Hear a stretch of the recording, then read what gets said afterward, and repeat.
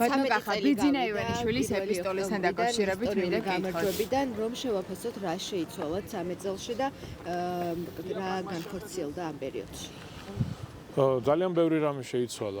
ძალიან ბევრი რამე შეიცვალა. პირველი დამოკიდებულება. ადამიანი გახდა ღირებული და ჩვენი გუნდისთვის ყველაზე მნიშვნელოვანი რაც კეთდება, რასაც ვახორციელებთ, რეფორმები, გადადგმული ნაბიჯები, რა თქმა უნდა, მთავარი პრიორიტეტი გახლავთ ადამიანი.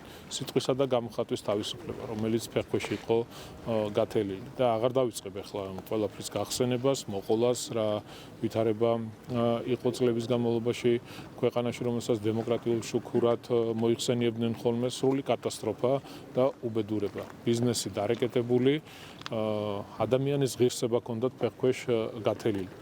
შესაბამისად, ბოლო წლების განმავლობაში პირველი და მნიშვნელოვანი რაც გაკეთდა იმ პოლიტიკით, რომელსაც ქართული ოცნება დემოკრატიული საქართველოს ახორციელებს, ყოველდღიური ბრძოლით, წინ გადადგმული ნაბიჯებით შევინარჩუნეთ მშვიდობა.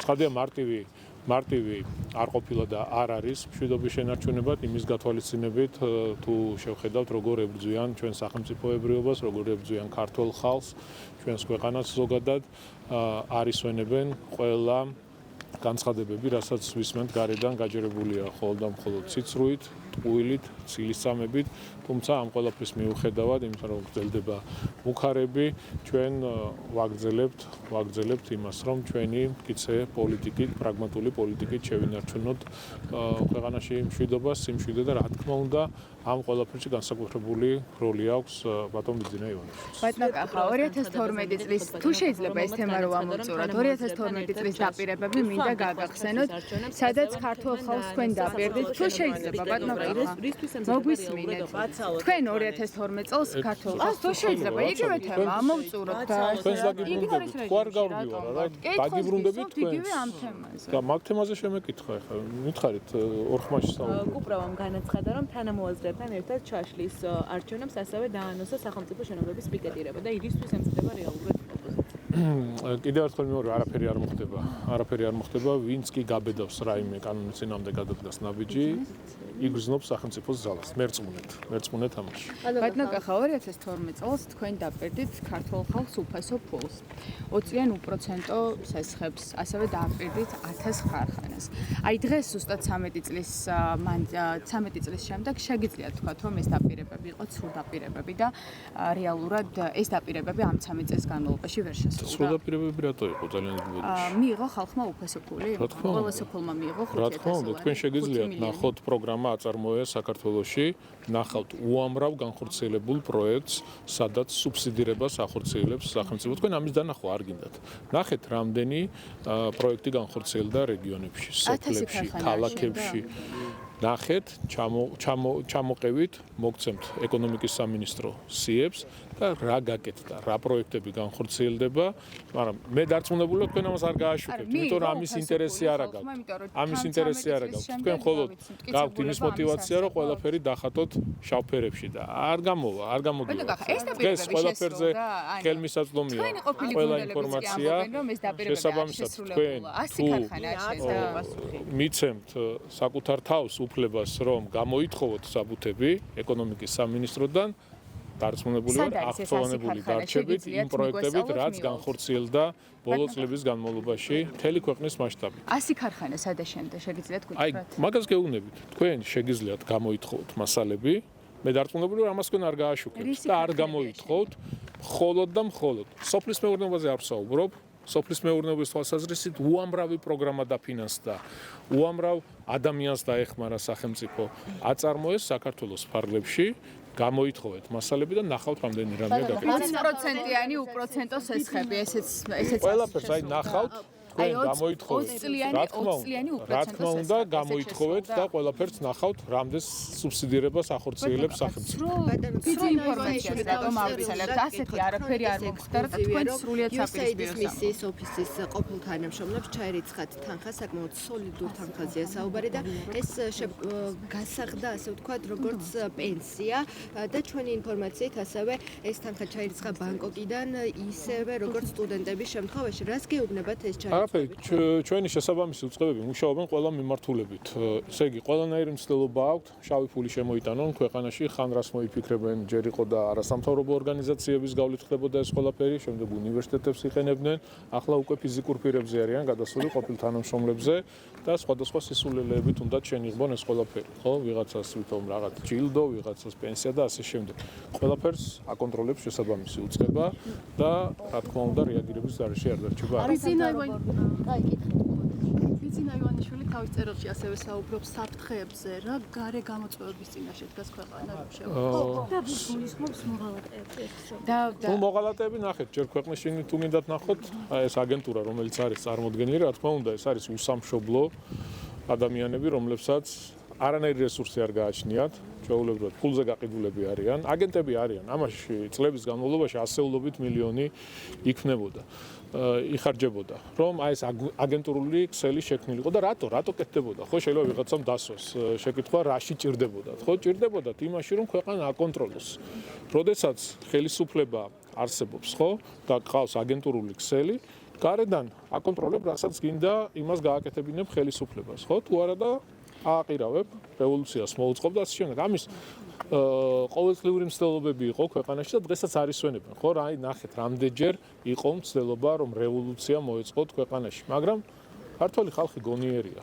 ძალიან კარგად აფასებს, ხედავს თუ რა პროცესები მიდის, ვის რა პოლიტიკური ინტერესი აქვს ჩვენს ქვეყანასთან მიმართებით და ძალიან კარგად გაიგო ქართულმა ხალხმა ის, რომ აქ არც ამერიკელი ჩამოვა, არც ევროპელი ჩამოვა, არც რუსი თუნდაც და არ დაიცავს და არ გააკეთებს ჩვენს გასაკეთებას და ჩვენს დასაცავად. 13 წლის თავზე ყველას ამერიკელსაც, ევროპელსაც, რუსსაც აქვს რა თქმა უნდა მისი პოლიტიკური ინტერესი ქვეყანასთან დაკავშირებით. და ჩვენ ქართველებმა ყველაფერი უნდა გავაკეთოთ იმისთვის, რომ პირველ რიგში ჩვენი ქვეყანა დავიცვათ და ჩვენი სამშობლოს ინტერესები დავიცვათ. აი ეს არის დამოკიდებული.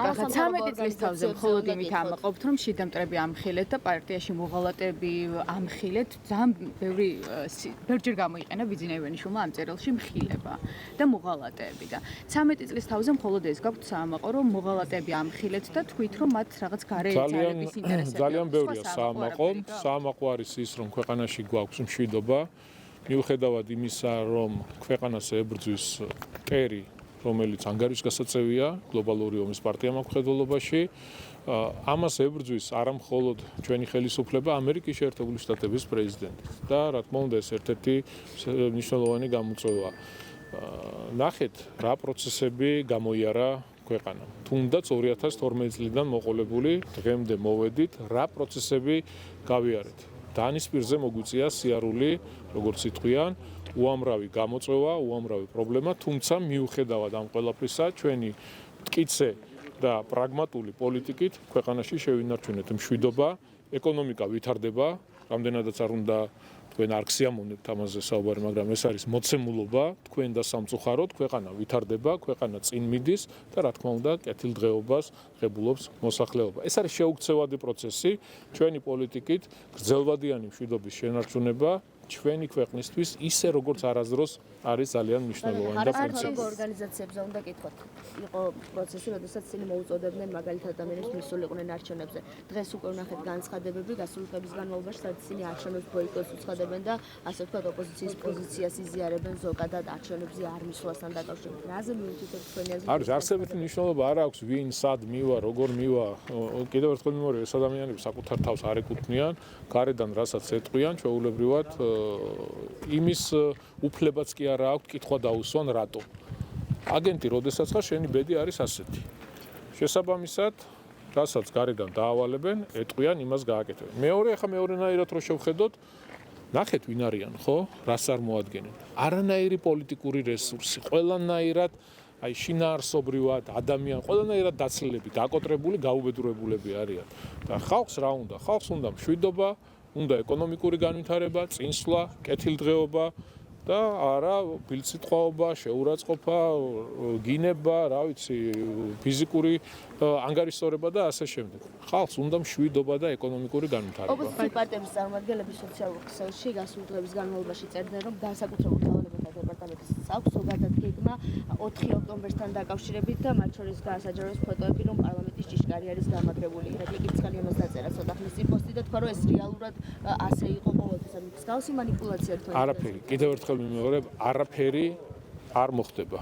4 ოქტომბერს ჩვენ ვიზეიმებთ გამარჯვებას, როგორც დედაქალაქში, ასევე მთელი ქვეყნის მასშტაბით, არანაირი რევოლუცია, არანაირი რა ვიცი, დამხობა, არაფერი, იქნება მშვიდობა. თუ კი ვინმეს აქვს სურვილი გამოცადოს სახელმწიფოს ძალა, ეს მისი უფლება და მისი ნება. აბა, გაბედონ და გადადგან კანონსაწინააღმდეგო ნაბიჯები და იგრძნობენ ყველაფერს. ბატონო კახა, ერთ კითხვასაც დაგისვამთ, ლაგი კაპიტალი, რომელიც არის ირაკლი ზარქუას სიცის კომპანია, მათყუარები ხართ თქვენ ტყუით. ეს არასწორი ინფორმაცია და არანაირი კავშირი არ აქვს ზარქუას სიძეს აღნიშნულ კომპანიასთან. წლების წინ აღნიშნული კომპანია იყო გასხვისებული და არის კერძო საკუთრებაში. ეკუთვნის სრული პასუხისგებლობით გეუბნებით, რომ ეს არის ტყუილი. აღნიშნული კომპანია არის სხვა პიროვნების წლების წინ იყო გასხვისებული. შესაბამისად, თქვენ ხართ მატყუარები და ავრცელებთ სრულ ინფორმაციას. გამოძიება მივა ზარქუას სიწემდე? ხალხეთ კითხავს ოქტომბერს კობახთა მონაწილეობას მიიღებს ეროვნული პოლიტიკური გაერთიანების სამინისტრო, სადაც სხვადასხვა ლიდერებიც იქნებიან მონაწილეობას. რას ფიქრობთ ამაზე? რა იქნება და მიიღებს თუ არა ის რაიმე კრიტიკულ შეფასებას? ვიზის საუბარი პრემიერი. დღეს რო გამიგე. არა, მნიშვნელოვანია ყველა პლატფორმა გამოვიყენოთ. იმისთვის რომ ჩვენი სიმართლე უნდა ვთქვათ რა ხდება რეალურად, რა გამოწვევებია როგორც ქვეყნის შიგნით და ასევე მსოფლიოში, ხო? გამოწვევები მარტო ჩვენთან არ არის. ნახეთ მსოფლიოში რა ხდება. შეიშალა მსოფლიო, არის უსამართლობის პიკი და ამ ყველაფერზე ღიად საუბარი აუცილებელი და საჭიროა. ბატონო კახა, ვისთან გამართავს კობახიძე მაღალი დონის შეხვედრებს? ხო არ გაქვთ ინფორმაცია? ჩართეთ ტელევიზორ იმედს უყურებთ და მადლობა. ჩავთვალთ.